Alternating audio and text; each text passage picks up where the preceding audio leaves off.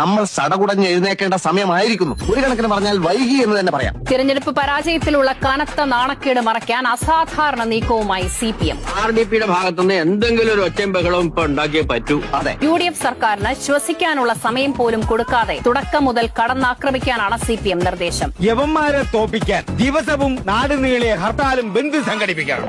ആദ്യ മന്ത്രിസഭാ യോഗത്തിൽ തന്നെ ജനകീയ പ്രഖ്യാപനങ്ങൾ വന്നതോടെ CPM നിർദ്ദേശം നേതാക്കൾ നടപ്പാക്കി തുടങ്ങി. ആളുകൾക്ക് അവരോട് വലിയ മതിപ്പാ. ആ മതിപ്പ് പൊളിക്കുകയാണ് നമ്മൾ ചെയ്യേണ്ടത്. വളരെ കറക്റ്റ്. UDF സർക്കാരിനുണ്ടാകുന്ന ചെറിയ വീഴ്ചകൾ പോലും തുടക്കം മുതലേ മുതിർന്ന നേതാക്കൾ തുറന്നു കാട്ടണമെന്നാണ് പാർട്ടി നിർദ്ദേശം. ഏതെങ്കിലും രീതിയിൽ വല്ല പെണ്ണുകേസിലോ ഗർഭക്കേസിലോ അവരെ പെടുത്തി നാറ്റിക്കുകയാണ് ചെയ്യുന്നത്. സമൂഹ മാധ്യമങ്ങൾ പരമാവധി സർക്കാരിനെ ആക്രമിക്കാൻ പ്രയോജനപ്പെടുത്താൻ ജില്ലാ ഘടകങ്ങൾക്ക് നിർദ്ദേശം നൽകി. അനന്തസഹാവേ, പഴയതുപോലെ അനാവശ്യ കാര്യങ്ങൾക്ക് സമരം ചെയ്യാൻ തൊഴിലാളികളെ കിട്ടില്ല. വിദ്യാർത്ഥികളാണ് നല്ലത്. ആശമാരുടെ ശമ്പള വർധനവിൽ ബാലഗോപാൽ കടന്നാക്രമിച്ചതും ഇക്കാരണത്താലാണ്. സർക്കാർ മികച്ചതാകുമെന്ന് തോന്നൽ ജനങ്ങൾക്ക് കൊടുക്കാൻ അവസരമൊരുക്കരുതെന്നാണ് പാർട്ടി നിർദ്ദേശം. പിള്ളേരെ മുഴുവൻ തെരുവിലിറക്കി വാഹനങ്ങൾ തല്ലി തകർക്കണം. ഭരണം നിശ്ചലമാക്കണം. ജനങ്ങളുടെ ആഗ്രഹപ്രകാരം VD സതീശനെ കോൺഗ്രസ് മുഖ്യമന്ത്രിയാക്കിയെന്ന പ്രതീതി CPM-ന് ക്ഷീണമുണ്ടാക്കിയിരിക്കുകയാണ്. ജനജീവിതം സ്തംഭിക്കണം, പോലീസ് ഞെട്ടണം, സർക്കാർ ആടി ഉലയണം.